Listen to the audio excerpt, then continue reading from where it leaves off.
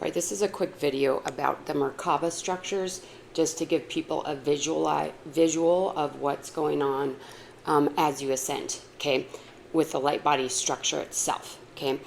So I've done previous videos. We looked at the graph. So if you go back to that video, I can't remember the title of it. I can link it somewhere.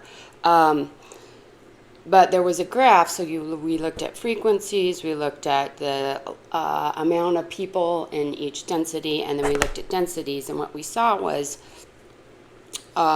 this dramatic spike. So it was like 3D, 4D, 5D, 60, 70, 80, 90, 9D, 10D, 11D, 12D, all the way up here, which was like 2 million kilohertz, okay? So now we're looking at just the structure of the Merkaba, so you guys understand it.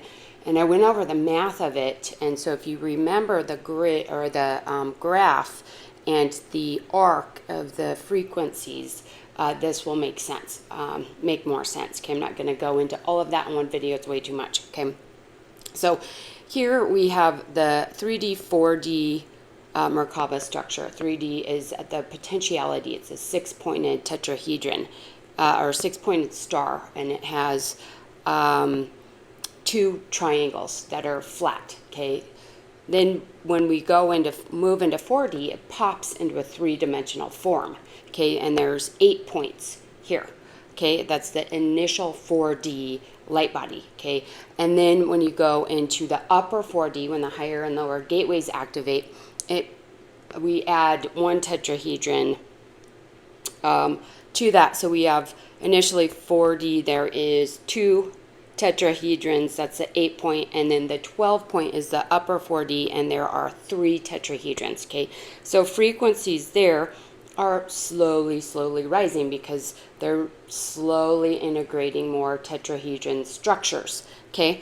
And then when we move into the 5D, we have the 20-point.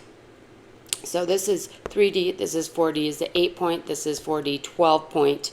I actually did count all these so you get an idea of the frequency ranges. And I tried to do a more pristine graph, and I will link that, or maybe I'll put it up in the corner here. Okay, it's a little clearer than the hand-drawn. And then the 5D Merkaba here is the 20-point, okay? The 20-point, there's 5 tetrahedra, okay? And then the 6D, this is the 24-point here, and that is 6 tetrahedra. And then we have the 7D light body Merkaba structure. There's 36 points here, which is 9 tetrahedra. And then the 48-point is the 8D Merkaba structure.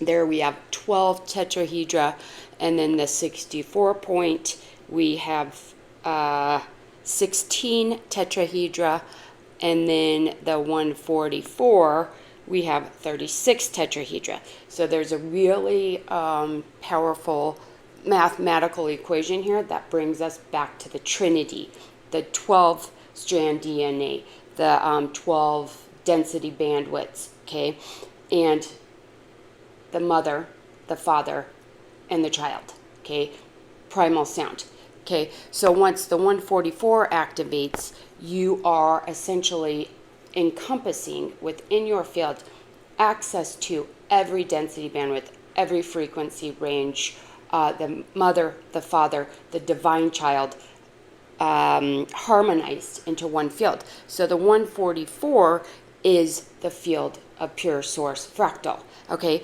And now you have to move up this slow and steady because of the frequencies. Your body is here in the center, okay? It's tiny, tiny, tiny. And the body has to be able to interface with the fields, okay? So your body has to learn these density bandwidths. So someone that's in 3D, they can understand this bandwidth, okay? Intellectually, they might be able to understand 4D, possibly upper 4D. When you move into 4D, that's when your cosmic connection, the heart, opens, okay? This is the gateway to the higher realms. And so when you move into 4D, then you can start accessing this information, okay? but you cannot embody this information. People that are resonating at the frequency of the diamond sun, and this is just the 144, this isn't the full diamond sun. The diamond sun is a 144 solar logos anchored into the crown. A channel of pure Christ light anchors into the solar plexus, so the individual is working from pure Christ consciousness in the will center, okay? And then we have the rainbow Taurus with the diamond heart, okay? The rainbow Taurus is the 7 rays, primal sound, and it's that magnetic field. So all 3 of those activate to activate the diamond sun. And the frequency is even higher here. So 144 frequency is around 200,000 kilohertz. Most people right now are functioning around 200 kilohertz. Okay, this is 200,000 kilohertz. Okay, 5D starts at 600 kilohertz. Okay, that's here. So that's what we're looking at here. It's a huge shift, okay? So what we're looking at is the math here. Early densities, we have small additions, okay? 1 or 2 tetrahedra are added to the light body, and that's foundational polarity work. So it's not real deep. You could go through a lot of stuff there, but it's not as massive as the 144, okay, or anything in between there. So growth is layered. It's compound scaling. Each added tetrahedra increases vertices, edges, and interaction points, creating exponentially more field coupling. This mathematically explains the rapid frequency spikes that I've observed after the 48 and 64 point stages, because we were pretty mellow, and then all of a sudden we saw this rapid rise, and that's because every phase, your body, your field, your energy, your consciousness can handle more tetrahedra, more frequencies, and so more are packed on top of it because you can actually hold it, okay? So the 36 tetrahedra and the 3 sets of 12. I found this really fascinating. So this is the 144, okay? They're organized as 3 sets of 12, the Divine Trinity, Mother, Father, Child. We also have the threefold heart. The threefold heart is the heart of the cosmos. This is the energy field. Heart of the cosmos, heart of humanity, heart of Gaia. That's the planetary core, okay? We have the master 12 codes, 12 densities, dimensional layers, 12 DNA strands.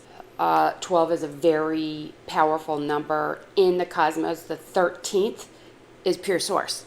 Okay, that's the diamond sun, is the 13th. Okay, so we don't work with the 13th because the 13th is actually everywhere and nowhere. It's the void.